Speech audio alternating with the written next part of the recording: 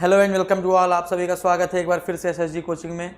तो जैसा कि आज का जो चैनल है वो हमने आज की जो क्लास है उसको हमने ओपन प्लेटफॉर्म पे कर दिया है ताकि सभी लोगों को पता चले व्हाट इज़ हिंदुज़म, हिंदू धर्म क्या होता है। ठीक है, तो इस हिंदू धर्म पर आज हम लोग चर्चा करने वाले हैं। हर हिंदू को जानना जरूरी है कि अगर कोई उससे कहता है कि तुम किस धर्म को मानते हो तो वो धर्म की परिभाषा नहीं बता पाता तो हिंदू धर्म के बारे में क्या बताएगा। ठीक है ना, फिर वो सोचता है यार शिव जी की पूजा करो, महादेव की पूजा करो, विष्णु जी की पूजा करो, ब्रह्मा जी की पूजा नहीं करो, उनको श्राप है ना, दुनिया भर की बातें वो सब बताता है। ठीक है, तो चलिए आज हम लोग चर्चा करने वाले हैं कि व्हाट इज हिंदुज़म, है ना, हिंदुज़म या वैदिक सभ्यता। तो सबसे पहले हम लोग थोड़ी सी बात करेंगे वैदिक सभ्यता पर। वैदिक सभ्यता पर इसको हम लोग कहते हैं आर्य सभ्यता। वैदिक सभ्यता को कहते हैं आर्य सभ्यता। ठीक है ना, और हम लोग पढ़ने वाले हैं हिंदुइज्म, हिंदू धर्म। ठीक है बेटा, चलो चर्चा करते हैं भाई व्हाट इज हिंदुइज्म। तो कल हम लोगों ने सिंधु घाटी सभ्यता पढ़ी थी और आई होप बच्चे बहुत खुश थे, बहुत बच्चे खुश थे कि सर हमने इंडस वैली सिविलाइजेशन इस कदर पढ़ी है कि कोई भी पेपर, कोई भी ऐसा क्वेश्चन नहीं है जो हम कर ना पा रहे हो। तो 2 दिन की क्लास में आप एक चीज के लिए सेटिस्फाई हो गए, एक चीज के लिए आपको मजबूती आ गई कि सिंधु घाटी सभ्यता से कोई क्वेश्चन आएगा तो मैं उसके ऐसी तैसी या उसकी धज्जियां उड़ा सकता हूं। ठीक है, तो आज हम लोग पढ़ने जा रहे हैं व्हाट इज हिंदुइज्म, हिंदू धर्म क्या है। ठीक है बेटा, इसको समझने के लिए अपने दिल को बहुत साफ रखना पड़ेगा, माइंड को खाली रखना पड़ेगा।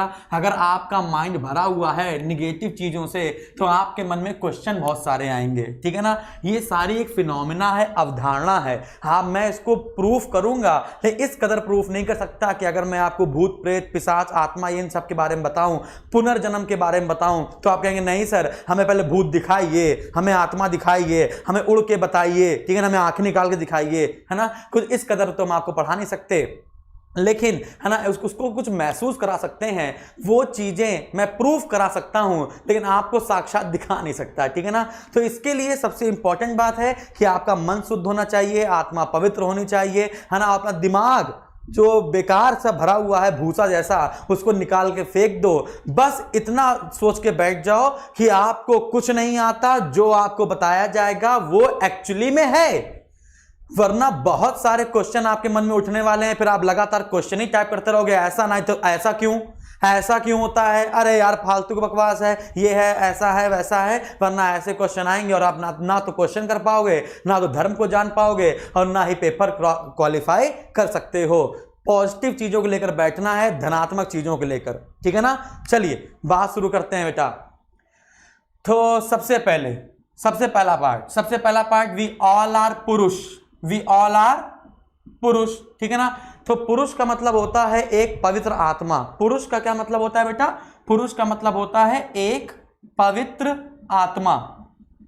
ठीक है ना, अभी मैं आपको पूरा कॉन्सेप्ट समझाऊंगा। ठीक है, तो सबसे पहली बात यह है कि वी ऑल आर पुरुष। वी ऑल आर पुरुष का मतलब यह है चाहे वो आदमी हो, चाहे औरत हो या कोई भी हो, है ना, तो जो व्यक्ति जीवित है उसको हम कहते हैं पुरुष। और पुरुष का मतलब होता है एक पवित्र आत्मा जिसमें आत्मा होती है। ठीक है ना, अब यहीं से आया है कि इस आत्मा का मतलब क्या है। तो व्हाट इज पुरुषार्थ, तो इसे कहते हैं पुरुषार्थ। आपने सुना होगा कि पुरुष का अर्थ होता है पुरुषार्थ होता है ना। तो पुरुष का मतलब होता है एक पवित्र आत्मा। तो पुरुषार्थ, पुरुष का अर्थ क्या है? तो पुरुषार्थ के बेटा 4 मतलब हैं। पहला धर्म, दूसरा अर्थ, तीसरा काम और चौथा मोक्ष। ठीक है ना, तो पुरुषार्थ कितने प्रकार के होते हैं भैया? तो पुरुषार्थ 4 होते हैं, धर्म अर्थ काम मोक्ष। याद रहेगा ना कौन कौन से भैया? धर्म अर्थ काम मोक्ष। अब इसी में आपको ऑप्शन दे देगा पुरुषार्थ में कौन शामिल नहीं है, धर्म अर्थ ज्ञान मोक्ष। तो आपको हटा क्या देना है भैया? ज्ञान हटा देना है। अब मैं इसको बताता हूं कि धर्म अर्थ काम मोक्ष आखिर है क्या। तो पुरुषार्थ धर्म अर्थ काम मोक्ष है। धर्म मतलब है ना कि आप जहां पैदा हुए हो उसके बारे में जानना, है ना। तो सबसे पहली बात है धर्म का मतलब होता है किसी चीज के बारे में जानना। अब जानेंगे कैसे भी आपको बताएंगे, है ना। जब जान लोगे तो उसका अनुसरण करना, फॉलो करना। अर्थ जब तुम धर्म को जान लोगे तो अर्थ मतलब उसको अनुसरण करना, उसको फॉलो करना। ठीक है, हमने किसी चीज को जाना, जानने के उसको फॉलो किया, फॉलो करने के बाद, है ना, फॉलो करने के बाद क्या जो तुम्हें ज्ञान हुआ है, जो तुमने ज्ञान को जाना है, जो तुम चीजें अनुसरण कर रहे हो, तो क्या तुम्हारा बेटा भी वैसे ही करेगा? मतलब अगर पापा को ज्ञान की प्राप्ति हो गई तो क्या बेटे को अपने आप ज्ञान की प्राप्ति हो जाएगी? नहीं होगी ना। जैसे मान के चलिए मुझे ज्ञान की प्राप्ति हो गई, मान के चलिए कि मुझे सब कुछ आता है, मैं अभी अगर चौराहे पर खड़ा हो जाऊं और मैं सबको बुलाऊं, आओ मैं तुमको ऋग्वेद पढ़ाऊं, आओ मैं तुमको सामवेद पढ़ाऊं, आओ मैं तुमको हिंदू धर्म बताऊं, है ना, लोग दांत निकालेंगे और निकाल कर चले जाएंगे, कहेंगे अबे पागल हो गया है क्या? तो कोई व्यक्ति ज्ञान लेना नहीं चाहता है। क्यों नहीं लेना चाहता भी मैं बताऊंगा आपको, ठीक है ना। तो कोई व्यक्ति ज्ञान लेना नहीं चाहता, लेकिन मेरे पापा ने मुझको कहा बेटा ये मौसी है, ये मामी है, ये चाचा है, ये चाची है, तुमको ऐसा नहीं करना, बाहर निकलोगे टांगे काट देंगे। पापा अच्छा बाहर नहीं निकलना है, चुपचाप बैठ गया, बेटा उससे ना बोलना वो गंदा आदमी है ना। तो पापा ने बताया तो बच्चा शांत होकर बैठ गया। यही अगर कोई मोहल्ले वाला कहता तो उसकी बात मानते? बिल्कुल नहीं मानते। तो हमने क्या देखा? हमने देखा जो पिताजी को अगर ज्ञान प्राप्त है तो वो अगर बच्चे को ज्ञान देगा तो बच्चा उसको फॉलो करता है, ठीक है ना। तो अच्छा, तो इसका क्या होगा? काम से हो जाएगा काम सूत्र। काम सूत्र का मतलब होता है पीढ़ी बढ़ाना। काम सूत्र का मतलब होता है पीढ़ी बढ़ाना। हाँ भैया, पापा को ज्ञान की प्राप्ति है, पापा के जो बच्चे प्राप्त हुए, है ना, पापा मम्मी ने अपने बच्चे को बताया बेटा तुम्हें ये करना है और ये नहीं करना, तो बच्चे को भी ज्ञान प्राप्त हो गया। अगर प्रत्येक माता पिता अपने बच्चों को ज्ञान देते चले जाएंगे तो इस दुनिया में कोई भी अज्ञानी नहीं होगा। बात समझ आ रही? इस दुनिया में कोई अज्ञानी नहीं होगा क्योंकि सबके माता पिता ने उसको ज्ञान दे रखा है। बात समझ आ रही है? क्लियर है? तो कोई व्यक्ति दूसरे से ज्ञान लेना चाहता नहीं है तो अपने घर वालों सब लेंगे, तो इसलिए है काम सूत्र, ठीक है ना। तो काम सूत्र मतलब होता है पीढ़ी बढ़ाना और अपने बच्चे को ज्ञान देना, है ना। और काम सूत्र के रचयिता हैं वात्स्यायन। काम सूत्र एक किताब है जिसे रचयिता है वात्स्यायन, ठीक है ना। अभी मैं आपको बताता हूं, ठीक है। आगे मोक्ष। बेटा अब ये मोक्ष क्या है, मोक्ष के बारे में समझ लेते हैं कि आखिर ये मोक्ष है क्या। हालांकि अभी हमको बताएंगे कि मोक्ष क्या होता है। अभी ये समझ लीजिए, अगर आपसे कहा जाए कि किसी भी पुरुष का या किसी भी व्यक्ति का अंतिम उद्देश्य क्या होता है, तो किसी भी व्यक्ति का अंतिम उद्देश्य क्या प्राप्त करना होता है? मोक्ष प्राप्त करना होता है। अगर आपसे कह दिया जाए कि बेटा तुम क्यों पैदा हुए हो, मैं अगर आपसे कह दूं कि तुम पैदा क्यों हुए हो, तो आप क्या कहोगे? सर मैं इसलिए पैदा हुआ हूं कि मैं बैंक में अधिकारी बन पाऊं। सर मैं इसीलिए पैदा हुआ हूं कि मैं एसएससी की तैयारी करूं। सर मैं इसीलिए पैदा हुआ हूं कि मैं एसएससी कोचिंग ज्वाइन करके इंस्पेक्टर बन जाऊं। क्या इसीलिए तुम पैदा हुए हो? अगर तुम इसलिए पैदा हुए हो तो दुनिया का हर एक व्यक्ति इसीलिए पैदा हुआ होगा, तो आज सबने एसएससी कोचिंग ज्वाइन कर रखी होती। सब लोग एसएससी की तैयारी कर रहे होते, बैंक की तैयारी कर रहे होते, रेलवे की तैयारी कर रहे होते। सभी लोग जितने साधु महात्मा बैठे हैं वो भी आज यूट्यूब में खोल के बैठे होते, हाँ सर पढ़ाइए कुछ ऐसा। तो अगर आपसे पूछा जाए कि आपके जीवन का एक्चुअली मतलब क्या है, तुम अगर इंस्पेक्टर बन जाओगे तब क्या मतलब होगा, है ना। तो जीवन का अंतिम उद्देश्य क्या प्राप्त करना है बेटा? मोक्ष प्राप्त करना है। और मोक्ष जो है वो 3 तरीके से प्राप्त होता है। जो मोक्ष है वो 3 तरीके से प्राप्त होता है ना। पहला मोक्ष आपको 3 तरीके से प्राप्त हो सकता है। पहला ज्ञान, दूसरा कर्म और तीसरा भक्ति। याद रखिएगा। तो मोक्ष प्राप्ति के कितने साधन है बेटा? तो मोक्ष प्राप्ति के 3 साधन है, ठीक है ना।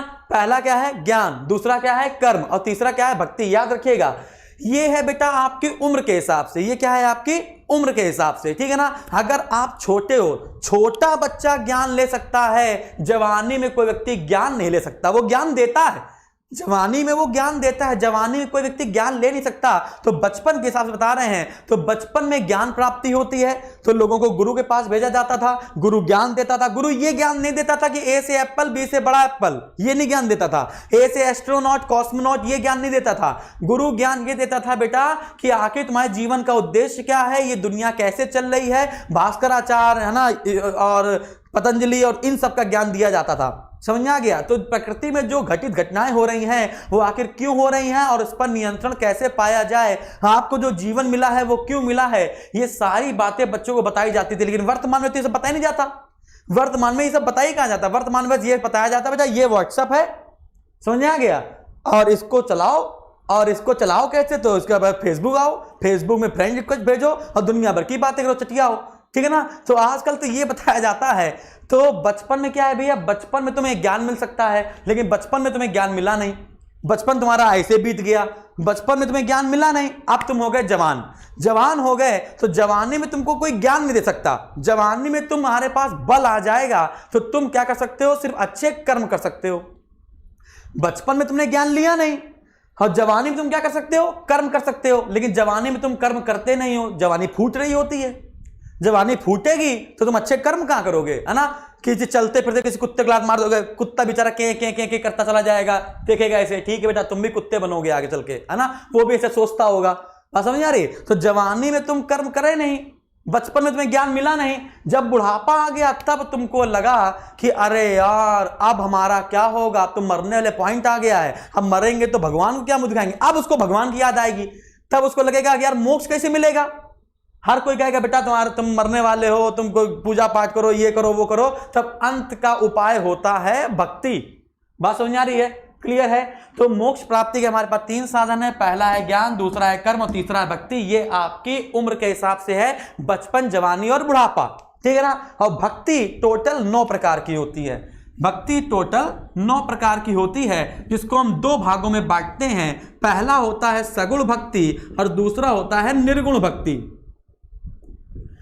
पहला होता है सगुण भक्ति और दूसरा होता है निर्गुण भक्ति, ठीक है ना। सगुण भक्ति और निर्गुण भक्ति क्या होता है, सगुण भक्ति और निर्गुण भक्ति में अंतर यह है कि सबसे पहले आते हैं सगुण भक्ति में। आपने किसी इंसान ने बताया कि ये ना करो, वो ना करो, ऐसा करोगे तो प्रॉफिट होगा, ऐसा नहीं करोगे तो लॉस होगा, है ना, ये बातें करो, दुनिया में कैसे जिया जाएगा। मतलब जिस इंसान ने तुम्हें जो बातें बताई हैं, तुमने उसकी बातों को भी और उस इंसान को भी अपने दिल में बसा लिया।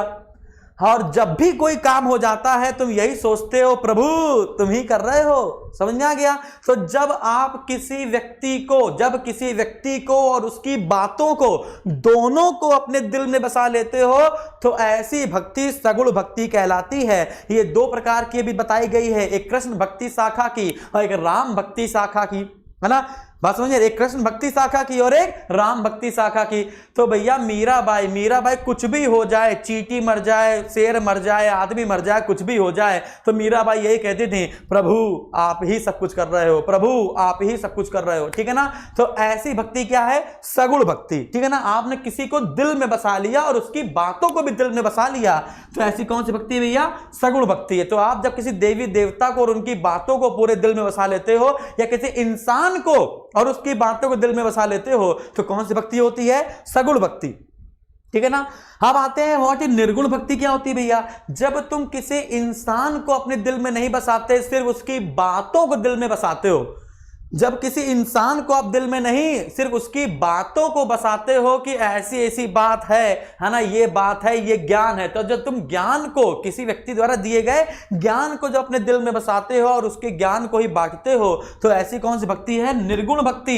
जैसे हम कहते हैं गुरु नानक देव हो गए, है ना। तो गुरु नानक देव कौन से, किस भक्ति की शाखा के थे, तो गुरु नानक देव निर्गुण भक्ति शाखा के थे। बात समझिए। कबीर दास किस भक्ति की शाखा के, निर्गुण भक्ति की शाखा के। क्या कबीर दास ने कुछ कहा कि ये इस भगवान की पूजा करो, इस मूर्ति की पूजा करो, कभी नहीं कहा। तो कबीर दास ने बस यही कहा कि मोको कहां ढूंढे रे बंदे, मैं तो तेरे पास में। अब कौन है पास में ये नहीं पता, समझ में आ गया। लेकिन अब उन्होंने सिर्फ ये बात कही, क्लियर है। तो किसी इंसान का जिक्र नहीं किया, तो इंसान का जिक्र होगा, उनकी बातों का जिक्र होगा तो सगुण भक्ति, और जब किसी ज्ञान का जिक्र होगा तो सिर्फ निर्गुण भक्ति। और भक्ति कितने प्रकार की होती है बेटा, तो आपको लगाना है टोटल 9 प्रकार की होती है। इतनी आपको बात समझ नहीं आ रही है, वेरी गुड। आगे बढ़ते हैं, ओके।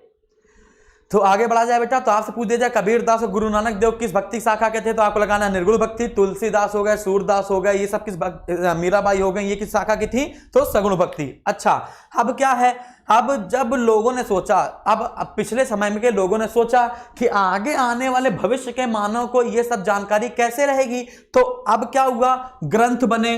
ग्रंथ के बाद वो ग्रंथ फॉलो कैसे किए जाएंगे, वो ग्रंथ बने, समझ में आ गया। वेद बने, वेद को फॉलो करने के लिए उपनिषद बने, पुराण बने, है ना। तो ग्रंथ भी बने, धर्म भी बना, धर्म को फॉलो करने के लिए चीजें बनी। और इसके बाद काम, ये पीढ़ी बढ़ाना, है ना, इसकी मूर्तियां बहुत सारे मंदिरों के बाहर बनाई गई, क्योंकि it's a part of Hinduism.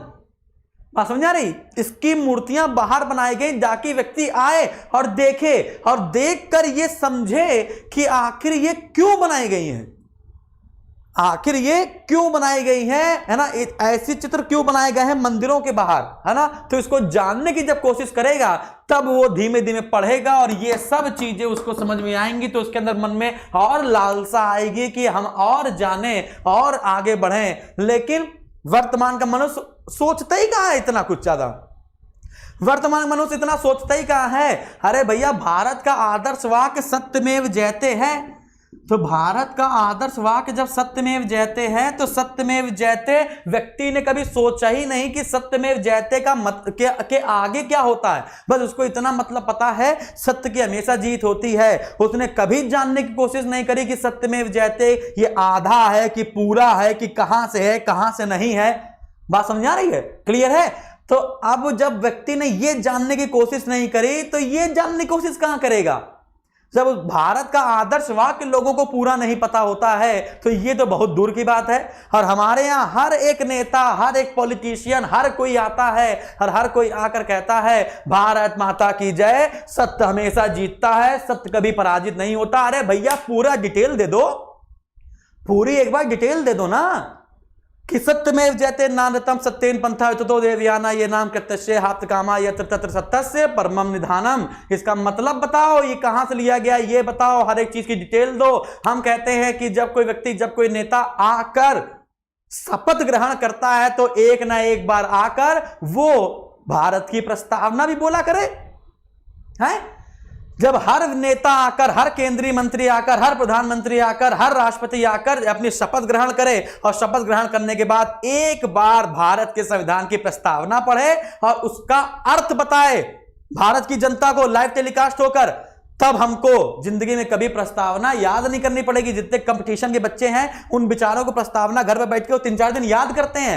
यदि कोई हमको हर बार हर व्यक्ति सुनाता चला जाए हम भारत के लोग, है ना, उसका मतलब बताता चला जाए कि हमसे शुरुआत क्यों होती है ना, तब कहीं मजा है। जब कोई भारत का न्यायाधीश शपथ ले आके तो वो कम से कम कुछ नहीं तो 10 धाराएं ऐसी बताए हम लोगों को लाइव टेलीकास्ट होगी कि बेटा ये चीजें नहीं करनी है, इस चीजों से देश खराब हो रहा है, इस चीजों से देश अच्छा हो रहा है ना, तो ये करोगे तो उसकी सजा ये होगी और इसको हम और टिपिकल बना देंगे। अगर इतने न्यायाधीश हैं, अगर एक एक बार लाइव टेलीकास्ट आ जाएंगे, है ना, और आके बच्चों को बताएंगे तो उसका अपना ही जज्बा होगा, है ना, कहीं हमें इधर उधर मुंह मारने की जरूरत नहीं पड़ेगी। बात समझ आ रही है? और जितना अच्छा वो समझा सकते होंगे उतना अच्छा शायद हम ना समझा पाए, ठीक है, लेकिन क्या बताया जाए। चलो कोई बात नहीं, तो वापस आते हैं बेटा।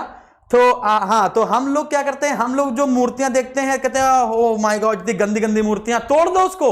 अरे ठीक है, अब आपने जब तीसरा पॉइंट तोड़ दिया है, वो तीसरा पॉइंट बिना समझे तोड़ दिया है, मूर्तियां तोड़ दी हैं, ग्रंथों में आग लगा दो, व्रत व्रत क्या फॉलो करोगे, तुम्हें ये मिलेगा नहीं। फॉलो करो तो सब कुछ फॉलो करो, ना फॉलो करो तो कुछ ना फॉलो करो। बात समझ आ रही है? ठीक है ना। तो दिस इज पुरुषार्थ, जिसका मतलब हमने आपको बताया।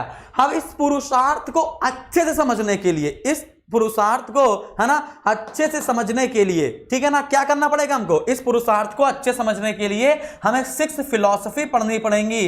दिस इज कॉल्ड षड दर्शन, ठीक है ना, षड दर्शन। इस फिलॉसफी को, इस पुरुषार्थ को अच्छे से समझने के लिए हमको षड दर्शन, ये 6 फिलॉसफी पढ़नी पड़ेंगी, है ना। और 6 फिलॉसफी कौन कौन सी हैं पहले ये पढ़ेंगे और उन फिलॉसफी में दिया क्या है फिर वो पढ़ेंगे, ठीक है ना। चलिए आगे बढ़ते हैं बेटा। तो हम देखते हैं पुरुषार्थ को समझने के लिए हमारे पास 6 दर्शन हैं। पुरुषार्थ को समझने के लिए हमारे पास कितने दर्शन है बेटा? 6 दर्शन है। चलिए देखते हैं भाई, तो यहां लिखता हूं मैं, पुरुषार्थ को समझने के लिए क्या होते हैं बेटा? फिलॉसफी होती है, षड दर्शन। तो सबसे पहला दर्शन हमारे पास है सांख्य। अभी मैं आपको बताऊंगा, अभी मैंने आपको हिंदुइज्म का फिनोमेना नहीं बताया, अभी मैंने आपको हिंदू धर्म का अवधारणा नहीं बताई है, अभी तो शुरुआत है। इट्स अ ट्रेलर कि अभी आई है पिक्चर, आने वाली है पिक्चर, अभी आएगी, इसी के जस्ट बाद पिक्चर आ जाएगी हिंदू धर्म की, जरा देखिएगा, है ना। तो सांख्य दर्शन, दूसरा हमारे पास हो गया न्याय, तीसरा हमारे पास हो गया योग, चौथा हमारे पास हो गया वैशेषिक, पांचवा हमारे पास हो गया चार्वाक, छठा हमारे पास हो गया मीमांसा, छठा हमारे पास हो गया बेटा मीमांसा। सांख्य दर्शन के रचयिता है, प्रतिपादक है कपिल, न्याय के हैं गौतमी, गौतमी है बेटा, गौतम बुद्ध नहीं है, योग के हैं पंतजलि या पतंजलि, वैशेषिक के हैं कणाद, चार्वाक के हैं स्वयं चार्वाक, और मीमांसा यहां पर दो भागों में बटी होगी, एक होगा पूर्व मीमांसा और एक होगी हमारे पास उत्तर मीमांसा, पूर्व मीमांसा और उत्तर मीमांसा, ठीक है ना। अच्छा आगे बढ़ते हैं। हाँ अगला बात क्या है कि पूर्व मीमांसा के लेखक हैं जैमिनीय, हम उत्तर मीमांसा के लेखक हैं बादरायण, उत्तर मीमांसा के लेखक हैं बेटा बादरायण, ठंडी लग रही है, उत्तर मीमांसा के लेखक हैं बादरायण। हाथ से पूछा जाए सबसे प्राचीन दर्शन कौन सा है, तो सबसे प्राचीन दर्शन है सांख्य, याद रखेंगे सबसे प्राचीन दर्शन कौन सा है बेटा, तो सबसे प्राचीन दर्शन है सांख्य दर्शन। सबसे पहले एटॉमिज्म थ्योरी की, वो किस परमाणु जो है ना, दुनिया का जो दुनिया है वो सूक्ष्मतम कणों से मिलकर बनी हुई है, ये बात सबसे पहले बताई थी किसने, कणाद ने, ठीक है ना। तो परमाणुवाद सिद्धांत, परमाणुवाद सिद्धांत है ना, एटॉमिज्म थ्योरी, तो सबसे पहले परमाणु के बारे में बताया था कणाद ने। अच्छा बेटा उत्तर मीमांसा को हम लोग अब वेदांत के नाम से भी जानते हैं, है ना, वो उत्तर मीमांसा को हम लोग वेदांत के नाम से भी जानते हैं, याद रखिएगा। अब यहाँ पर क्वेश्चन क्या बनता है कि ये सभी लोग, ये जितने भी दर्शन है सद दर्शन में, है ना, इनमें चार्वाक सबसे अलग है, इनमें चार्वाक सबसे अलग है, याद रखिएगा, इनमें चार्वाक सबसे अलग है बेटा। चार्वाक अलग क्यों है, क्योंकि बाकी सब, है ना, सभी वेदों को उपनिषदों को ही सर्वोत्तम मानते हैं, सर्वोत्तम मानते हैं, जबकि जो चार्वाक है ये कर्म के सिद्धांत को सर्वोत्तम मानता है, कर्म के सिद्धांत को सर्वोत्तम मानता है, सर्वोत्तम मानता है, याद रखिएगा, ठीक है ना। अगर आपसे कह दिया जाए कर्म का सिद्धांत को सर्वोत्तम कौन मानता है, तो चार्वाक, इसलिए चार्वाक अपवाद हो जाता है षड दर्शनों में, है ना। अब आपसे कह दिया जाए कि कर्म के सिद्धांत का संबंध किससे है, चार्वाक से है, लेकिन कभी कभी चार्वाक ऑप्शन में नहीं आता बेटा, कभी कभी ऑप्शन में चार्वाक नहीं आता, तो आपको लगा देना है मीमांसा, ठीक है ना।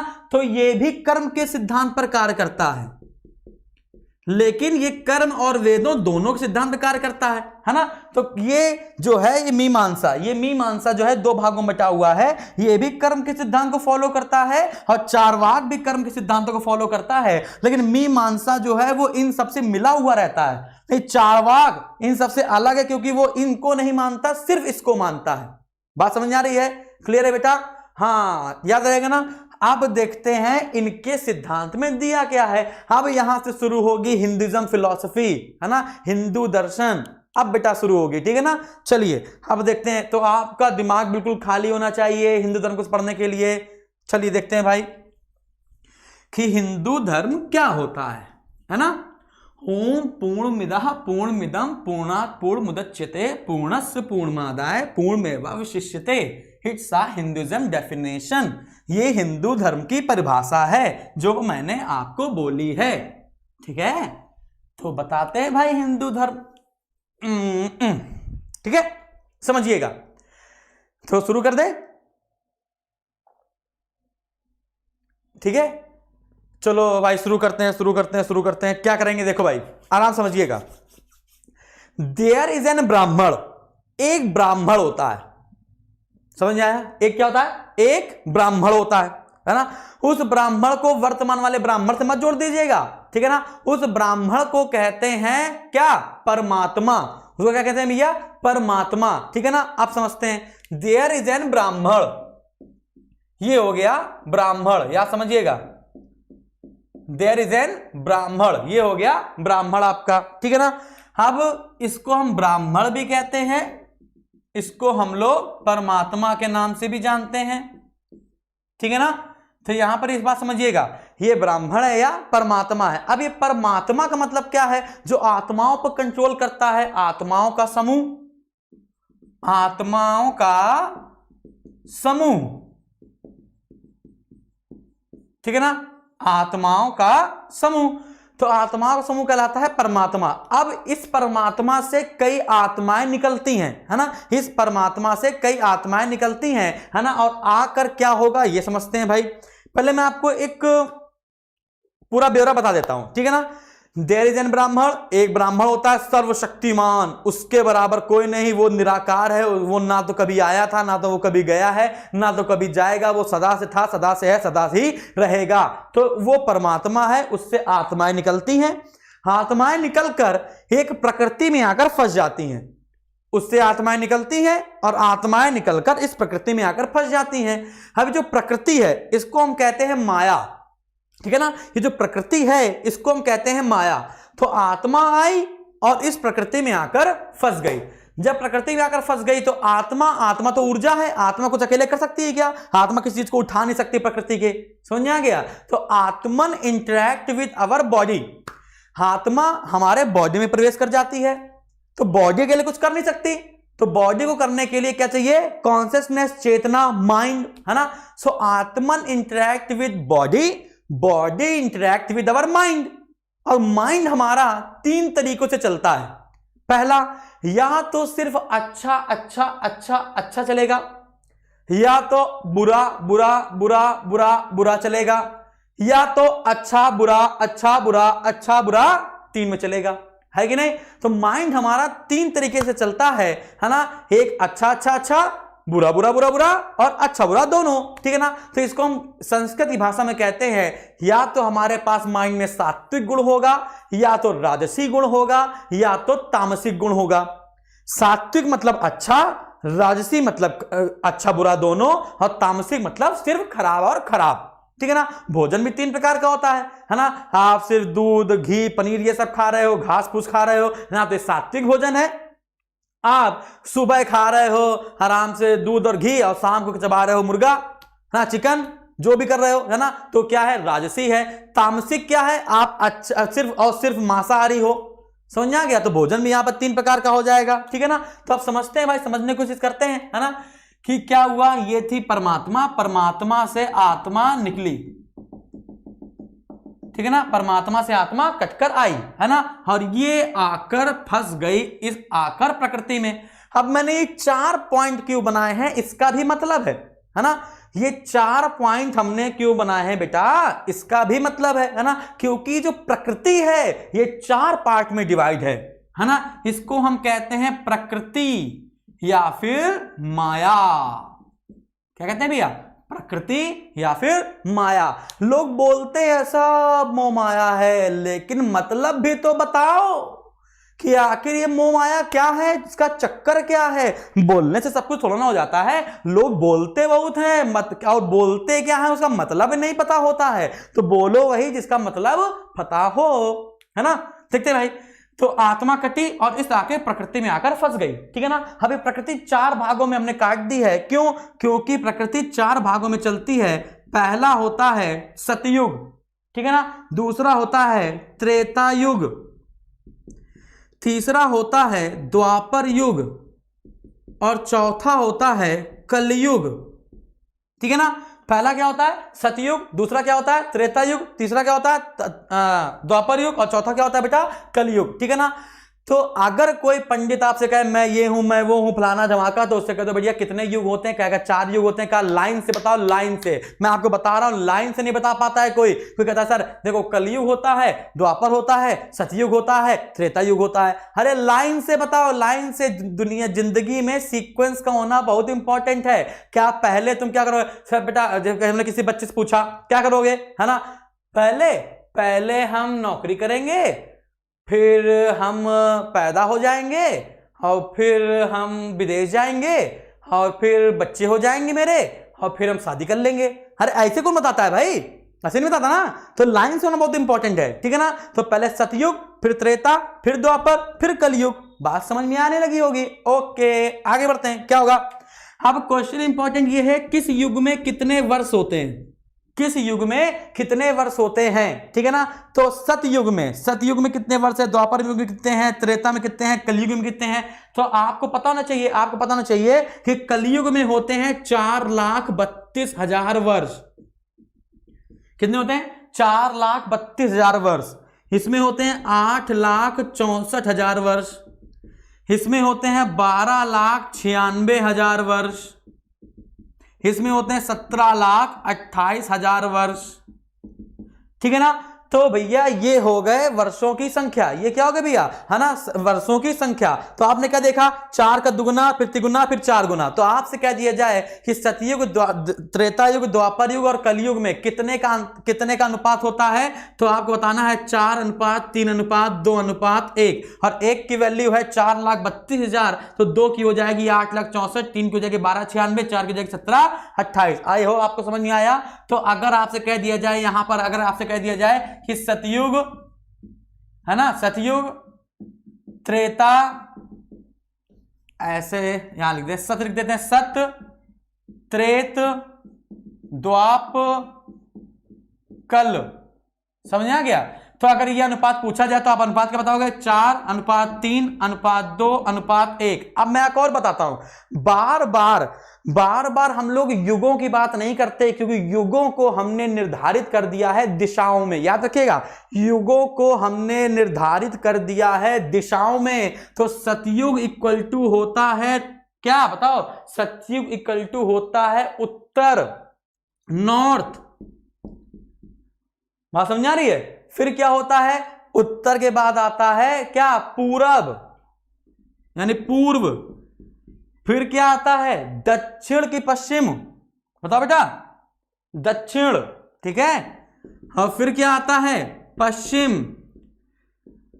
तो आपने क्या देखा, आपने देखा कि सतयुग इक्वल टू होता है ये, त्रेता ये, द्वापर ये, कलयुग ये। अगर आपसे पूछा जाए वर्तमान में हम कौन सी दिशा में प्रवाहित हो रहे हैं, तो वर्तमान में हम लोग पश्चिम की दिशा में प्रवाहित हो रहे हैं। कौन सा युग चल रहा है, कलयुग चल रहा है। अगर आपसे कह दिया जाए कि बताइए हम कि वर्तमान में जो युग चल रहा है उसके पहले कौन सा युग में चल रहे थे, तो कभी कभी आपको द्वापर नहीं देता तो क्या देगा, दा से द्वापर, दा से दक्षिण।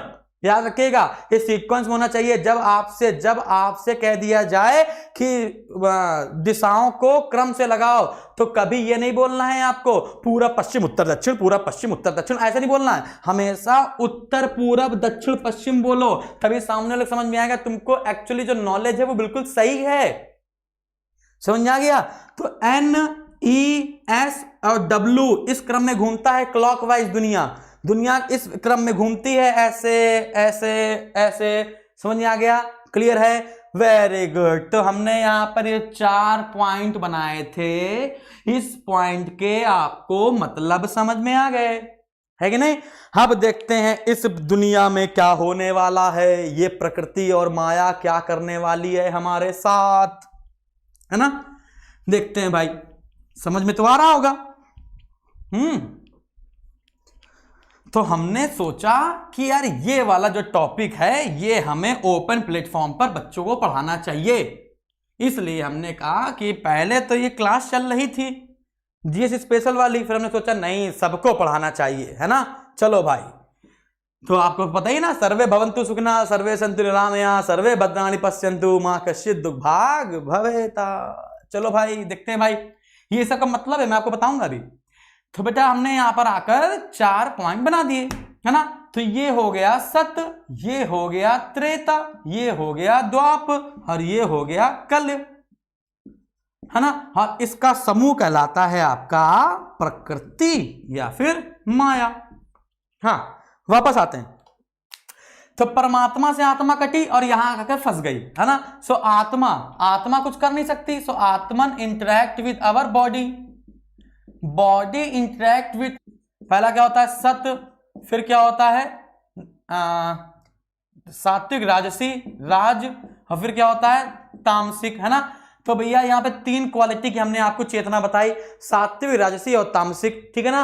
तो सात्विक मतलब होता है अच्छा, राजसी मतलब होता है अच्छा बुरा दोनों, राजसी मतलब होता है अच्छा बुरा दोनों, और तामसिक मतलब होता है सिर्फ बुरा और बुरा, ठीक है।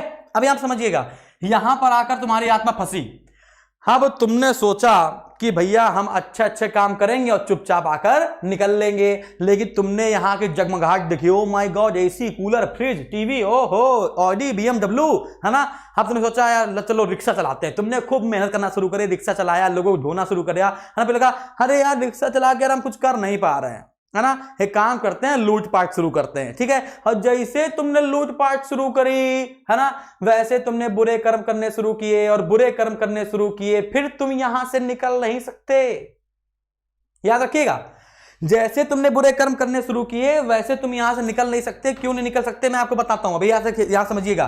तुम यहां पर फंसे आकर, अबे हाँ ना, जब तुम यहां पर आकर फंसे, फिर तुमने जब बुरे काम करने शुरू किए, तब तुम्हारा यहां से जन्म मृत्यु जन्म मृत्यु जन्म मृत्यु जन्म मृत्यु जन्म मृत्यु जन्म मृत्यु, ये सिलसिला चलता रहेगा चलता रहेगा चलता रहेगा, और तुम इसके चक्कर में फंसते रहोगे। क्योंकि जो प्रकृति है जिसको माया कह रहे हैं, वो तुमसे खराब काम करवाएगी, वो सिर्फ तुमसे बुरे काम करवाएगी, मतलब सिर्फ तुमसे तामसिक चीजें करवाएगी। क्यों? क्योंकि वो तुमको यहां से जाने नहीं देगी, उसका टास्क है, इस प्रकृति का, माया का टास्क है कि तुम्हारी इस आत्मा को ये यहां से जाने ना दे, इसलिए वो तुमको फंसा लेगी। किसके चक्कर में, है ना, अपने चक्कर में, यानी माया के चक्कर में, या फिर मोह के चक्कर में। अब यहां फंसेगा मैटर कि प्रकृति तुमको यहां से जाने नहीं देगी, वो प्रकृति तुम्हारी आत्मा को, तुम्हारे शरीर को यहीं फंसा लेगी, और भैया तुमसे बुरे काम करवाएगी, और तुमसे बुरे काम वो सिर्फ 2 चीजों में करवा सकती है ना, या तो माया या तो मोह। अब माया मोह क्या होता है ना, या तो तुम किसी से प्यार करते होगे,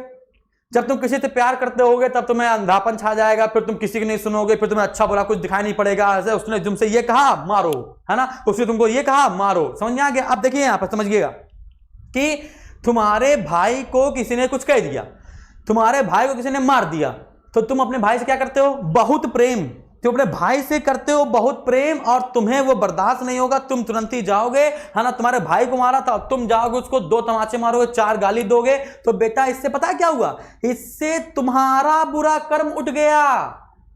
बात समझ नहीं आई, यानी कि हो गया काम, तुमने प्यार के चक्कर में अपना बुरा कर्म बढ़ाया, और अब तुम यहां से निकल नहीं सकते। समझ आ गया, तो ये हो गया प्यार, ठीक है ना। अब आते हैं माया का चक्कर में। तो संसार में उपस्थित प्रत्येक चीज, संसार में उपस्थित प्रत्येक चीज, है ना, क्या कहलाती है, माया कहलाती है ना। तो या तो तुम किसी से प्यार करते होगे तब तुम बुरा काम करोगे, या तो तुम संसार की कोई वस्तु पाना चाहते होगे तब बुरा काम करोगे, और बुरा काम करोगे तो यहीं फंसे रहोगे। तो इन सब चीजों से निकलने के लिए तुम्हें जरूरत पड़ेगी एक गुरु की, और गुरु तुमको देगा ज्ञान। और ज्ञान होता है 2 प्रकार का, एक होता है श्रुति और एक होता है स्मृति, और वो तुमको बताएगा कि तुम्हें इससे निकलना कैसे है। बात समझ में आई, बात समझ आने लगी होगी, क्लियर है। तो अब जब तुम्हें यहां से निकल जाओगे, अब तुमने क्या किया बेटा, तुमने कभी सोचा कि बड़े बड़े महात्मा, बड़े बड़े जितने भी सन्यासी हुए हैं, चाहे वो गौतम बुद्ध हो, चाहे वो महावीर स्वामी हो, चाहे वो मक्खलीपुत्र गोशाल हो, चाहे वो आदि शंकराचार्य, कोई भी ले लो, कोई भी व्यक्ति को ले लो बेटा, क्या वो पागल है? उनको मम्मी पापा से प्यार नहीं है, उनको अपने भाई बहन से प्यार नहीं है, उन्होंने सब कुछ त्याग दिया, वो सब कुछ उन्होंने त्याग दिया बेटा। क्या वो पागल है क्या? नहीं ना, वो तो पागल तो है नहीं कि लोग सब कुछ छोड़ के चले आ रहे हैं। उनको क्या प्रेम नहीं है, क्या उनको इज्जत नहीं है? नहीं, उनको एक्चुअली में ज्ञान मिल गया, उनको पता चल गया है कि भैया जब तक ये हम प्यार करेंगे, जब तक हम लोगों को पाने की इच्छा रखेंगे, तब तक हमसे अच्छे काम हो ही नहीं सकते। तब जाकर उन्होंने बहुत मुश्किल से अपने दिल पर पत्थर रखते हुए ये सब चीजें छोड़ी हैं, है ना, कि भैया अगर जिंदगी हमें मिली है, अगर दिन रात हो रहे हैं, अगर ऑक्सीजन 21% ही है, तो जिसने ऑक्सीजन 21% रखी, नाइट्रोजन 78% रखी, तो नाइट्रोजन 78% क्यों रखी? ऑक्सीजन को वो 78 कर देता, और अगर ऑक्सीजन 78 हो जाती तो ऑक्सीजन ज्वलनशील गैस है, तुम ऐसे आग लगाते पूरी दुनिया जलकर खाक हो जाती। तो जिसने इतना अच्छा रेशियो मेंटेन कर दिया उस इंजीनियर ने, है ना, तो उस इंजीनियर की बात तो माननी पड़ेगी। समझा गया। तो दुनिया में दो चीजें होती है कि पॉजिटिव होती है, निगेटिव होती है। पॉजिटिव वाली आपको कम बुलाती है ना, कि वो कहती है एक ही बार मौका देती है, लेकिन निगेटिव बार बार मौका देती है कि हमारे पास शामिल हो जाओ, और जैसे तुम्हें शामिल हो जाते हो तुम्हारा काम खत्म हो जाता है। इतनी आपको बात समझ में आई? तो ये मोह माया आपको समझ में आई, ठीक है। व्हाट इज मोह and what is Maya, what is तामसी, बुरा कर्म, प्रकृति, माया, आपको ये समझ में आ गया। तो गुरु जब आपको ज्ञान देगा तो आपसे बताएगा कि यहां से कैसे निकला जाए, है ना। और यहां से जब तुम कट करके वापस जाते हो इस परमात्मा के पास, दैट इज कॉल्ड मोक्ष, ठीक है। रिश्ता वही, सोच नहीं, है ना। इसको तुम बौद्ध धर्म में महापरिनिर्वाण कह सकते हो, जैन धर्म में कैवल्य कह सकते हो। तो यही सब चीजें आपकी कहलाती हैं बेटा, ठीक है। It's a basic Hinduism philosophy, ये एक्चुअली में हिंदू धर्म है। समझा गया? आपसे कह दिया जाए कि हिंदू धर्म क्या है, तो आप उसको ये बताओगे, आप उसको ये नहीं बताओगे 16 सोमवार का व्रत रखो, ये करो, वो करो, ये नहीं बताओगे। आप बताओगे कि इस संसार से कैसे निकला जाए, मोक्ष कैसे प्राप्त किया जाए, और मोक्ष कैसे प्राप्त करते हैं। लोग कहेंगे कि ये मोक्ष क्या होता है, तब आपको ये बताना पड़ेगा, और तब आपकी हिंदुइज्म खत्म हो जाएगा। It's a basic theme. समझ में आ गया? क्लियर है? When the European came to India and whatever they saw, it was totally incomprehensible for them. They were not able to understand whatever is going on surrounding them. उनको समझ में नहीं आ रहा था कि क्या चल रहा था। जब उन्होंने देखा कि एक आदमी से पूछा भैया ये कौन है, तो उन्होंने बताया कि जो सूंड निकली हुई है, ये आखिर ये है कौन। उन्होंने कहा भैया ये गणेश जी हैं। क्या ये गणेश जी हैं? कहा अच्छा ये कौन है? कहा ये मेरे भगवान है। कहा भगवान है, अच्छा अच्छा, ठीक ठीक ठीक ठीक। आगे पहुंचे, देखा कि कोई कपड़े वपड़े नहीं पहने हैं, व्यक्ति ऐसा आदमी उधर बैठा हुआ, जूड़ा लगाया, सांप ऐसे बैठा हुआ है। कहा ये कौन है? कहा अरे महादेव है, ये भगवान है। तो अंग्रेज ऐसे खजुआने लगे, सोचते अरे ये भी भगवान है, ये भी भगवान है, ये भी भगवान है। तो अंग्रेजों को समझ में आया कि एक्चुअली में इनका कोई भगवान है ही नहीं, है ना। उनको क्या समझ में आया कि एक्चुअली में इनका कोई भगवान है ही नहीं। फिर आगे पहुंचे तो देखा एक कब्र। का ये कौन है? कहा ये अल्लाह मियां है, ये उनकी दरगाह है। अच्छा ये ऐसा है। तो उन्होंने कहा अच्छा ठीक है, जैसे ईसा मसीह का जन्म हुआ था, ईसा मसीह इंसान के रूप में जन्म लिए थे, है ना। तो वो मुसलमानों के पास पहुंचे, तो मुसलमानों ने देखा कि अच्छा क्या है। कहा देखो भैया इन्होंने जन्म लिया था, ये हमारे भगवान जैसे हैं, है ना, ये है वो है, पैगंबर नबी, दुनिया भर की बातें बताई। कहा कि अब ये मर चुके हैं, मरे नहीं है, इनके अमर हैं, है ना, ये हमारी सहायता करते हैं। कहा ठीक है। फिर दूसरी दरगाह में गए। कहा ये कौन? कहा ये दूसरे वाले हैं, ये दूसरे वाले हैं, ये अगले वाले हैं, ये अगले वाले हैं। तो कहा अरे यार कितने भगवानों ने यहां जन्म लिया था भाई। तब अंग्रेजों ने दिमाग लगाया, ओके अब इनको कैसे फंसा सकते हैं, इनको ऐसे फंसा सकते हैं। फिर उन्होंने धीमे धीमे उनसे कहा तुम्हारे उनकी देवता की बुराई कर रहे थे, तुम्हारे उनकी देवता की बुराई कर रहे थे, तुम्हारे उनकी बुराई कर रहे थे। बात समझ नहीं आई बेटा? ठीक है ना। तो इस प्रकार से उन्होंने अपना जाल बुनना शुरू किया, ठीक है। लेकिन एक्चुअली जब वो भी जान गए कि अरे भैया हम लोग पागल हैं, ये लोग सही हैं। क्यों? जैसे मान के चलिए कि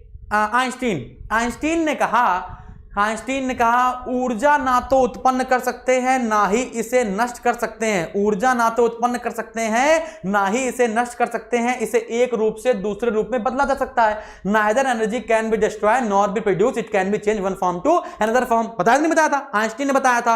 अरे बे तुम आज बता के गए हो, है ना, तुम 20वीं सेंचुरी में बता कर गए हो कि neither energy can be destroyed. अरे हमारे यहां श्री कृष्ण भगवान बता गए थे द्वापर में। क्या बता गए थे?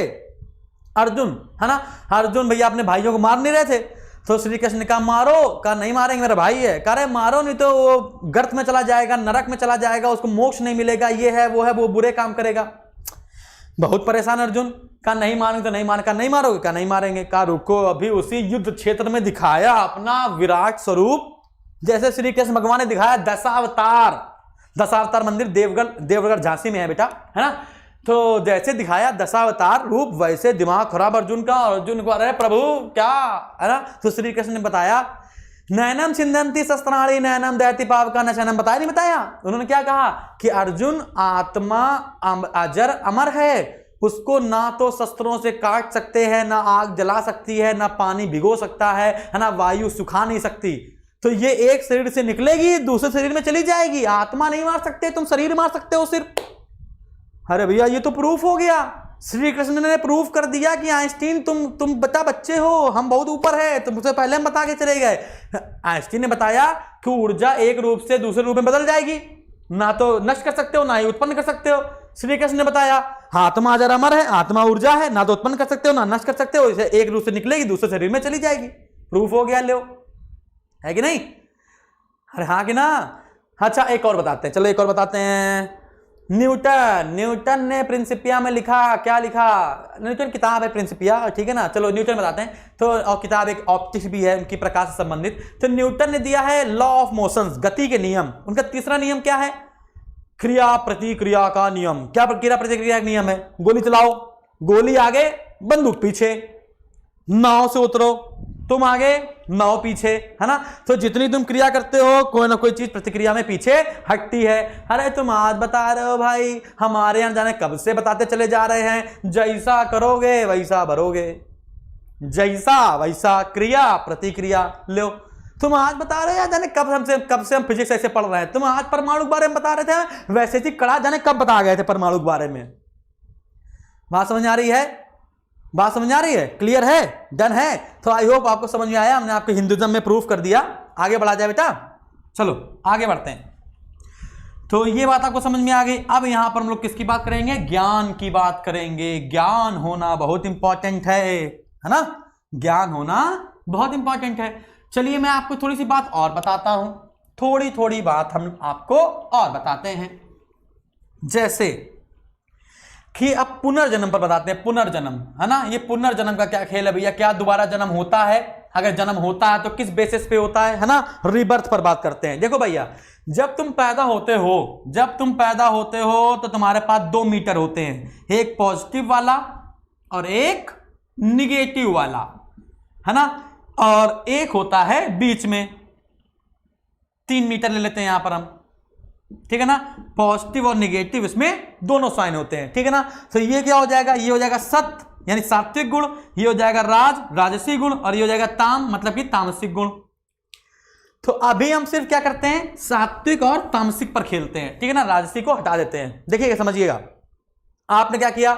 दिन भर बुरे काम किए, तुमने कहा इसको मारो, उसको मारो, इसकी सुपारी ले लो, उसकी जान ले लो, ऐसा कर दो, वैसा कर दो, उसको उठा लो, उसका किडनैप कर लो, है ना? अब जब आपने ऐसा काम करना शुरू किया तो धीमे धीमे आपका बुरा वाला मीटर बढ़ना शुरू हुआ। ये बढ़ा, ये बढ़ा, ये बढ़ा, बढ़ गया। जैसे ही ये पूरा फिल हुआ और आपकी उम्र 50 साल थी, अच्छे समझना बेटा, अच्छे समझना। आपकी उम्र थी 50 साल, लेकिन तुम इतने कुकर्मी थे कि तुमने 5 साल में ही अपना पूरा मीटर भर दिया बुरे कर्मों से। तो तुम मरोगे नहीं, तुम मरोगे नहीं बेटा। ये तो तुम सोचोगे मर जाओगे ना, मरोगे नहीं। यहां पर तुम्हारी कोई दूसरी प्रोसेस चलेगी। वो प्रोसेस मैं आपको बताऊंगा ऋग्वेद का 3रा मंडल।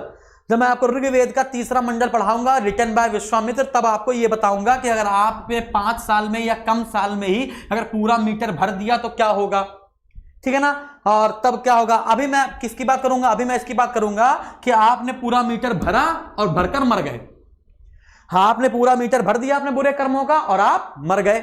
जब आप मर जाओगे तो आपके मीटर को 6 भागों में बांटा जाएगा। 1, 2, 3, 4, 5, 6, है ना? तो हमने इस मीटर को 6 भागों में बांट दिया, ठीक है ना? अब क्या है? जब तुमने बहुत बुरे कर्म किए होंगे, है ना, तो तुम्हारा जन्म होगा एक्वेटिक में। कोई ना कोई जली जीव बन जाओगे, घोगा बन जाओगे, बात समझ आ रही है? घड़ियाल बन जाओगे, है ना, मछली बन जाओगे, बात समझ आ रही है? तो जब तुमने बहुत बुरे कर्म किए होंगे, बहुत ज्यादा बुरे कर्म किए होंगे, पूरी बैटरी भर दी होगी बुरे कर्म से, और तुम मर जाओगे, तो तुम्हारा अगला जन्म होगा एक्वेटिक में। अब एक्वेटिक जब मछली बनकर मरोगे, तब तुम्हारा अगला जन्म होगा प्लांट में यानी पौधों में। फिर तुम्हारा अगला जन्म होगा इंसेक्ट में यानी कीड़े मकोड़ों में। फिर अगला जन्म होगा आपका बर्ड्स में, पक्षी में। फिर अगला जन्म आपका होगा एनिमल्स में, जानवरों में, है ना? अब जब सारे बुरे कर्म समाप्त हो जाएंगे, बिल्कुल नीचे वाले पॉइंट में आ जाओगे, तब आप बन जाओगे ह्यूमंस, मनुष्य। तो आपको समझ में आया? क्या समझ में आया? कि बुरे कर्मों के हिसाब से अगला जन्म आपका होता है, ठीक है ना? तो अब आपको समझना है, क्या समझना है भैया? कि अगर आपने बहुत बुरे कर्म किए हैं और आप मर जाओगे तो एक्वेटिक में जन्म लोगे, फिर प्लांट में, फिर इंसेक्ट में, फिर बर्ड्स में, फिर एनिमल्स में, ह्यूमंस में। आप कभी ये मत सोचना कि आप ह्यूमंस बनकर क्या करोगे, आपने बुरे कर्म किए। समझिएगा अच्छे से, ह्यूमंस बनकर आपने बहुत बुरे कर्म किए और तुम एक्वेटिक में जन्म लिए, मछली बन गए, और मछली बनकर जब मरे तो ये मत सोचना कि जब मरोगे तो वापस ह्यूमंस में आ जाओगे। ना ना ना ना ना ना ना ना ना ना। मछली बनकर जब मरोगे तब तुम प्लांट में आओगे, फिर इसमें आओगे, 1 बाय 1 ऐसे मरते चले जाओगे। जब तुम्हारे पूरे बुरे कर्म खत्म हो जाएंगे जो तुमने मनुष्य बनकर किए थे, तब तुमको मनुष्य का जन्म मिलेगा। तो सबसे सर्वश्रेष्ठ जन्म कौन सा है, मनुष्य का। और मनुष्य ही यहां पर सुख को भोग सकता है, इस प्रकृति के सुख को भोग सकता है। तो अब आपने क्या देखा, आपने ये देखा, ये जो परमात्मा था, ये जो परमात्मा की दुनिया है, इसको हम कहते हैं स्वर्ग। इस परमात्मा की दुनिया को हम क्या कहते हैं, स्वर्ग कहते हैं। अब समझिएगा। और ये जो प्रकृति की दुनिया है, इस प्रकृति की दुनिया को हम लोग 2 भागों में बांटते हैं, है ना। एक होती है पृथ्वी, है ना, और एक होती है आपकी नरक, ठीक है ना। तो पृथ्वी का सुख सिर्फ वही भोग सकता है जिसने ह्यूमंस का जन्म लिया हो, है ना। और जिसने ह्यूमंस का जन्म नहीं लिया होगा, उन सब के लिए, इंसेक्ट के लिए, प्लांट के लिए, एक्वेटिक के लिए, बर्ड्स के लिए, जानवरों के लिए, ये सब किसके समान हो जाएगा, नर्क के समान। तो आपने सुना होगा यहीं पर नर्क है, तो वो नर्क समझ में आया। मनुष्य के लिए सिर्फ वो पृथ्वी है। मनुष्य ने अगर बुरे कर्म किए होंगे तो नर्क में यहीं पर वो अपने बुरे कर्म भुगतेगा, ये सब बनकर, ये सब बनकर, ये सब बनकर। समझ में आ गया। और यहीं पर अगर उसने अच्छा काम किया तो फटाक से यहां पहुंच जाएगा स्वर्ग में। तो स्वर्ग और नर्क का खेल आपको समझ में आ गया होगा, हैं? अरे डरो नहीं यार, तुम लोग डरो नहीं, तुम लोग तो डर क्यों रहे हो, तुम लोग डरो नहीं। मेरा मकसद डराने का नहीं, तुम लोग के बिल्कुल चेहरे पे बिल्कुल सिकन आ गई है, बिल्कुल एकदम पसीना से न छोड़ दिया आप लोगों ने। अरे डरो नहीं भाई, डरे वो उससे जिन्होंने बुरे कर्म किए हैं। वापस आ जाओ, इतनी आपको बात समझ में आई। तो अगला आपका पुनर्जन्म कैसे होगा आपको समझ में आ गया। तो पुनर्जन्म कैसे होगा आपको समझ में आ गया। वो मनुष्य जिसने ना तो अच्छा किया ना तो बुरा किया, जितने न्यूट्रल हो गया, तो वापस वो मनुष्य में आ जाएगा। लेकिन आपने क्या किया, आपने तो बुरे कर्म किए ही नहीं थे, आप अच्छे बच्चे थे, राजा बाबू थे, तो आपने बुरे कर्म किए नहीं, आपने सिर्फ अच्छे अच्छे किए, और सिर्फ इतने ही अच्छे किए, जरा सा। कोई बात नहीं, अगर आपने एक काम भी अच्छा किया है मरते वक्त, और आपने बुरे कर्म सारे समाप्त करने के बाद एक काम अच्छा कर दिया, सीधे मिल जाएगा आपको क्या, परमात्मा, स्वर्ग। बात समझ में आ रही है। तो बस इतना अच्छा करना है बेटा, क्लियर है। तो बाकी नहीं तो ये चक्र चलता रहेगा, और ये लाइन से चलता है, लाइन से। अब एक और बात बताते हैं हम आपको। इन 5 में, एनिमल्स, बर्ड, इंसेक्ट, प्लांट, इन 5 में सबसे होशियार होता है ये प्लांट। समझिएगा, इन 5 में सबसे होशियार होता है प्लांट, मतलब कि पौधा, ठीक है। अब जो पौधा है बेचारा वो बोल सकता नहीं है, वो जीवित है, ऐसे खड़ा रहेगा, है ना। अब क्या है, जब ऐसे जब वो इस बेचारा खड़ा रहेगा, है ना, तो क्या है, वो होशियार बहुत है। हम लोग उसकी पूजा करते हैं, प्रकृति की पूजा करते हैं, पौधे पूजा करते हैं, ताकि उसका कुछ ज्ञान हमारे पास आ जाए और हमको पता चल जाए और हमको समझ में आ जाए दुनिया कैसे चल रही है ना। चलो एक और बताते हैं। पौधा है, पौधा जब पौधा से खड़ा हुआ है ना, तो अब क्या है, चलते फिरते तुम ऐसे चल रहे हो, ऐसे फिर रहे हो, ऐसे एकदम देखा, अरे पेड़ तुमने ऐसे किया और उसका एक जंगाल तोड़ दी, आपने ऐसे किया पत्ता तोड़ दिया। बेटा उतना ही दर्द पौधे को हो रहा है, उतना ही दर्द उस पेड़ को हो रहा है, जिस प्रकार से तुम्हारे किसी ने बाल खींच लिए। समझा क्या, अगर तुम्हारे 10-12 बाल ऐसे कोई बाल पकड़ के ऐसे खींच लेना, उतना ही दर्द होगा जितना आपने उस पत्ते को खींच के तोड़ दिया। कुछ नहीं कर सकता, बुरे कर्म किए हैं। समझ आ गया। प्लांट चीखता है, चिल्लाता है, ऐसे खड़ा रहता है, चिल्लाता है, मुझे काट दो, मुझे पानी मत दो, मुझे मार डालो। क्यों मार डालो, तो पौधा जानता है जब हम मर जाएंगे तो यहां आएंगे, फिर यहां आएंगे, फिर यहां आएंगे, फिर यहां आएंगे। प्रत्येक पौधा यही चाहता है कि मुझे मार डालो, मुझे जीवित नहीं रहना है, क्योंकि वो जानता है मैं मरूंगा तो सीधे यहां पर आऊंगा, फिर मैं अच्छा काम करूंगा। लेकिन अब इस पौधे को मरने की इच्छा है, तो इसको जोड़ दिया है मनुष्य से। तो पौधे को मनुष्य से जोड़ दिया तो क्या होगा कि मनुष्य पौधे को जीवित रखेगा, जीवित रखेगा तो ये अपने पाप भुगतेगा। धूप में खड़ा है, छांव में खड़ा है, दर्द हो रहा है, लेकिन वो खड़ा रहेगा। लोग आके काट दे रहे हैं, कि कुछ निकाल ले रहे हैं, कि कुछ उखाड़ ले रहे हैं, उसको दर्द हो रहा है बेटा। लेकिन मनुष्य से जुड़ गया है तो मनुष्य से पौधा जुड़ गया, ये नहीं तो इसका बच रहे तो ये मर जाए। तो मनुष्य ने डाला पानी, मनुष्य डाल रहा है पानी है तो पौधा मरने की जगह और बड़ा हो रहा है। जब तुम पानी डालने जाते हो पौधे में तो पौधे चिल्लाता है, अबे मत डालो बे, मत डालो मत डालो मत डालो, नहीं तो हम बढ़ जाएंगे तो हम और बड़े हो जाएंगे, तो हमें पाप भुगतने की सजा और मिलेगी, हमें मार डालो तो हम आगे बढ़ जाएं। फिर मनुष्य कहता अच्छा ऑक्सीजन कौन देगा बेटा, ऑक्सीजन भी तो चाहिए, तो हम डालते हैं पानी, पौधा बढ़ा, चिल्लाया, गरियाया। समझ में आ गया बेटा? बात समझ में आ रही है? क्लियर है? तो सब कैसे जुड़ा हुआ है, अट्रैक्ट कैसे कनेक्ट है, तो आपको समझ में आ गया होगा, है ना? और मजा भी आ गई होगी। ठीक है, तो इट्स आ हिंदुइज्म फिलॉसफी। अब आप सोच रहे होगे, हाँ, अब आप सोच रहे होगे कि अच्छा आत्मा का क्या चक्कर है भैया, ये आत्मा कौन होती है, परेशान करती है, आ जाती है, चढ़ जाती है ना, ऊपर बैठा देती है, पंखे के ऊपर बैठ जाते हैं लोग, है ना? आप समझते हैं क्या हुआ? समझना कि हमने आपको एक बताया था एक्वेटिक था बेटा, बताओ लाइंस बताओ, पहला क्या जन्म था? एक्वेटिक। लाइंस बोलो, लाइंस बोलो। एक्वेटिक था, फिर क्या था? प्लांट था, फिर क्या था? इंसेक्ट था, फिर क्या था? बर्ड्स था, फिर क्या था भैया? एनिमल्स था, फिर क्या था? ह्यूमंस था। ठीक है ना, ये था ना। चलिए मैं बताता हूं उसके बारे में, समझिएगा बेटा। की आपने क्या किया, आपने क्या किया, ये आपके पाप के अनुसार जन्म थे, तो आपका क्या हुआ कि 50 साल आपका जीवन था। 50 साल आपका जीवन था, तो आपने बहुत बुरे कर्म किए, और बुरे कर्म करके बैटरी भर गई, नेगेटिव कर्म है ये। तो बुरे कर्म करके अभी क्या है, ये भर गई, है ना? अब जैसे ही ये भरी, है ना, तो आपको क्या हुआ, इसकी सजा मिलना शुरू हुई। जब आपने बुरे कर्म किए, है ना, तो बुरे कर्म करने के बाद कहते नहीं सुख, सुख के बाद दुख। मैं आपको ऋग्वेद का जब तीसरा मंडल बताऊंगा तब आपको ये सुख दुख वाली कहानी बताऊंगा, ठीक है ना? तो सुख के बाद दुख, दुख के बाद सुख। भैया जैसे बुरे कर्म समाप्त हो जाते हैं, सुख शुरू हो जाता है। जैसे मीटर खाली हो जाता है, सुख शुरू हो जाता है, मीटर भर जाता है, दुख शुरू हो जाता है ना? तो मीटर भर गया है, भरने के बाद कहते नहीं है, भरने के बाद अब क्या है, मेरे भैया मेरे दिन अच्छे नहीं चल रहे हैं, दिन अच्छे नहीं चल रहे मतलब तूने इतने बुरे कर्म किए हैं, तो अब बैटरी पूरी भर गई है, तो बैटरी खाली होने में, है ना, कितना समय लेगी? 7.5 साल का। पूरी बैटरी खाली होने में 7.5 साल का समय लेगी। तो आपको समझ में आ गया होगा, शनि की 7.5, समझ में आ गया? शनि की 7.5, ऋग्वेद का तीसरा मंडल, सूर्यदेव के पुत्र है, सूर्यदेव के 2 पुत्र है ना? बड़ा पुत्र है शनि, छोटा पुत्र है यमराज, एक पुत्री है ताप्ती, है ना, और पत्नी का नाम है छाया। ठीक है, तो इनकी कहानी आपको बताया जाएगा। विश्वामित्र ने बहुत अच्छी कहानी बताई है इसकी, है ना? तो बताते हैं आपको। हाँ, तो आपके बेटा दुख के दिन चल रहे थे, और आप है 16 साल के, आपके दुख के दिन चल रहे थे,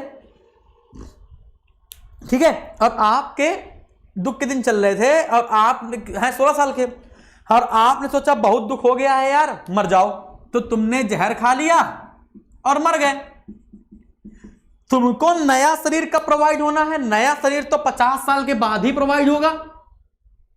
तुम मर गए हो 16 साल में, तो अब तुम अगले जितने भी साल बचे होंगे, है ना, अगले जितने भी साल बचे होंगे, कितने साल बचे होंगे? देखो 50 में 10 गया 40, 40 में 6 गया 34, तो जो 34 साल बचे हैं वो तुम्हारी आत्मा ऐसे भटकती रहेगी।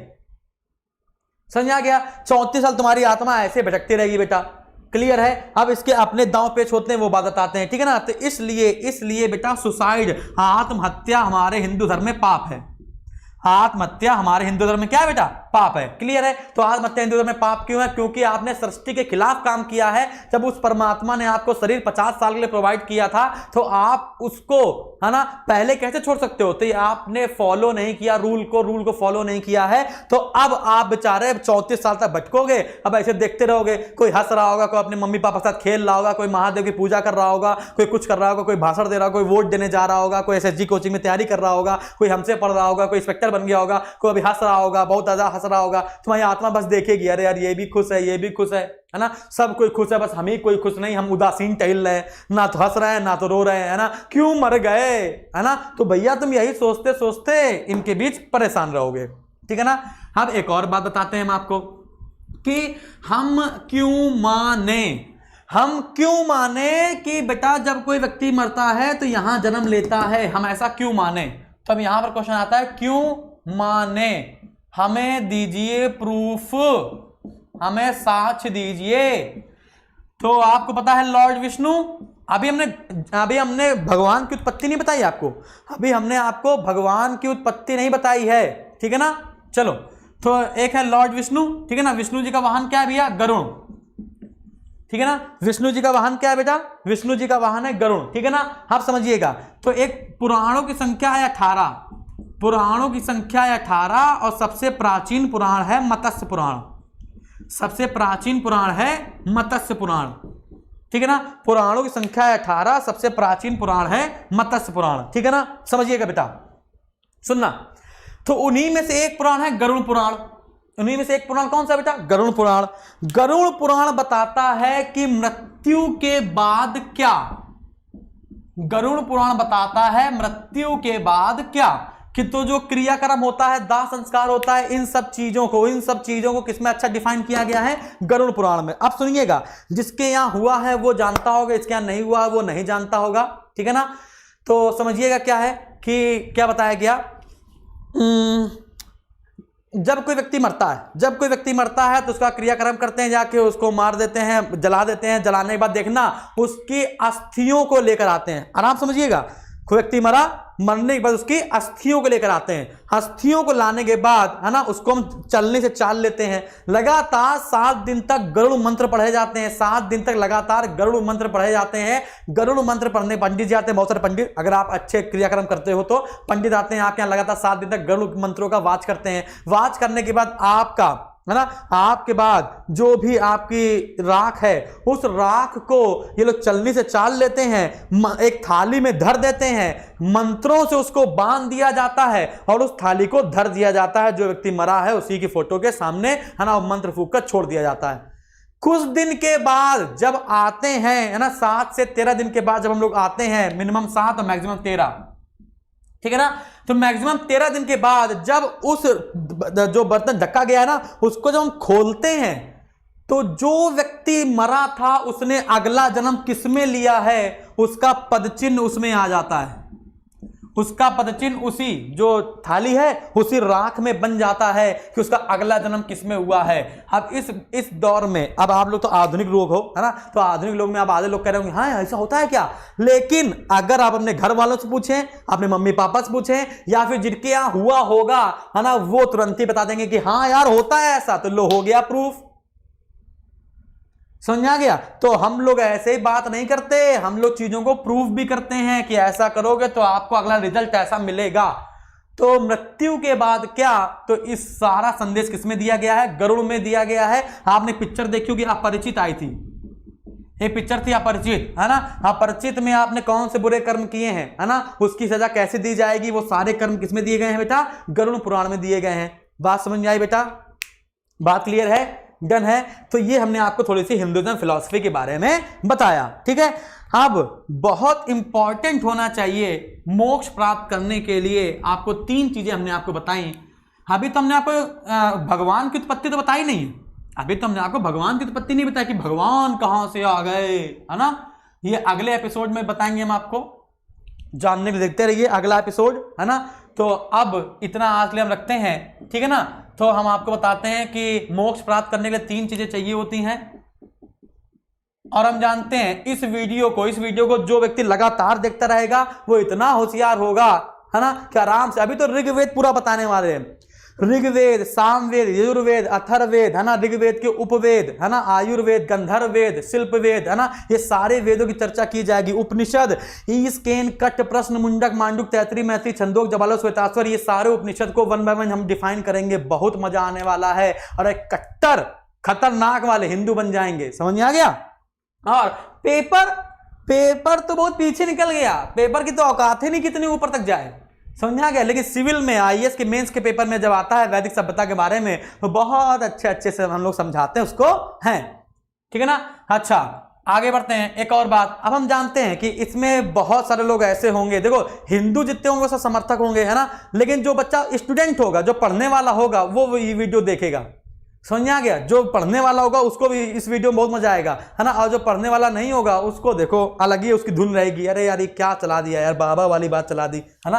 ये पेपर जब आएगा तो फिर ऐसे बैठा रहेगा कि क्या हुआ। ठीक है, मोक्ष हमने पता ना, मोक्ष क्या है, 3 प्रकार से प्राप्त होता है, ज्ञान, कर्म और भक्ति। ठीक है ना। तो कल हम लोग जो कल का एपिसोड होगा, है ना, वो उसमें हम ज्ञान के बारे में समझेंगे कि एक होता है श्रुति और एक होता है स्मृति। ठीक है, श्रुति और स्मृति। श्रुति में आता है वेद, उपनिषद, अरण्यक। स्मृति में आता है पुराण, महाकाव्य, रामायण, महाभारत, है ना। फिर कर्म पर आएंगे और फिर भक्ति में आएंगे। ठीक है ना। यजुर्वेद में आपको यज्ञ सिखाए जाएंगे। यज्ञ आपके 9 प्रकार के होते हैं, राजा 4 करवाता है और गृहस्थ 5 करवाते हैं, है ना। तो इनके बारे में बताया जाएगा। तो कल का जो हमारा एपिसोड होगा वो कौन सा होगा बेटा, ज्ञान का। ठीक है ना। तो कल हम आपको वैदिक इरा पढ़ाएंगे। तो इट्स अ हिंदुइज्म। अच्छा, आप कहीं जाइएगा नहीं, अभी हम लोग जस्ट, है ना, लगभग 15 से 20 मिनट में, अभी हम लोग 15 से 20 मिनट में आने वाले हैं। एक अनाउंसमेंट करनी है बेटा आपकी। ठीक है ना, एक आपकी अनाउंसमेंट करनी है। उस अनाउंसमेंट को सुनने के लिए जरूर आइएगा, क्योंकि आपका आरआरबी एनटीपीसी का जो एग्जाम लगा हुआ है उसी के मतलब में ये वाला सेशन होने वाला है। ठीक है ना। 20 मिनट में कहीं जाइएगा नहीं, 20 मिनट में वापस आ जाइएगा। Thank you.